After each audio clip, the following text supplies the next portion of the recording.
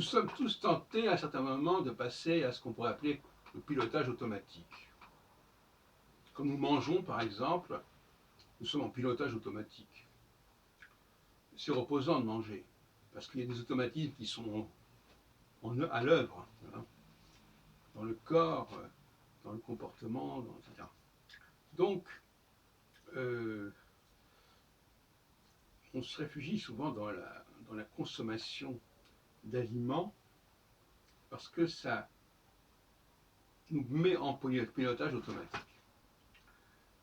Deuxième point que je voudrais aborder dans cette petite vidéo, c'est le fait que la consommation, de toute façon, est un lot de consolation quand on n'a pas la création. Et jamais c'est un obstacle. On s'aperçoit que les gens qui n'ont pas su développer leur créativité sont des gens qui ont trop aimé ce qui se passait à l'extérieur, ailleurs, chez les autres. S'intéresser à l'autre, c'est d'une manière ou d'une autre, ne pas travailler suffisamment sur soi-même. Et ça peut être un travers.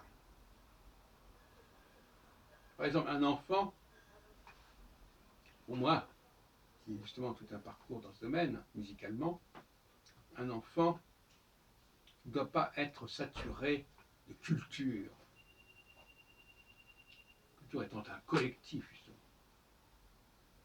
Il doit être livré à lui-même, laissé à lui-même. Il faut qu'il trouve lui-même sa nourriture à l'intérieur de soi et qu'il apprenne à s'aimer lui-même, à s'estimer lui-même, à avoir confiance en lui-même et pas seulement aux autres. On s'aperçoit à quel point, pour certaines personnes, ce que disent les autres est beaucoup plus important que ce qu'ils pensent eux-mêmes.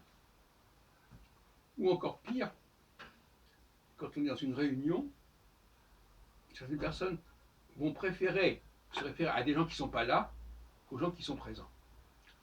Le lointain l'emportant sur la proximité. C'est un peu bizarre, quelque part. C'est qui est un des grands problèmes de l'écologie.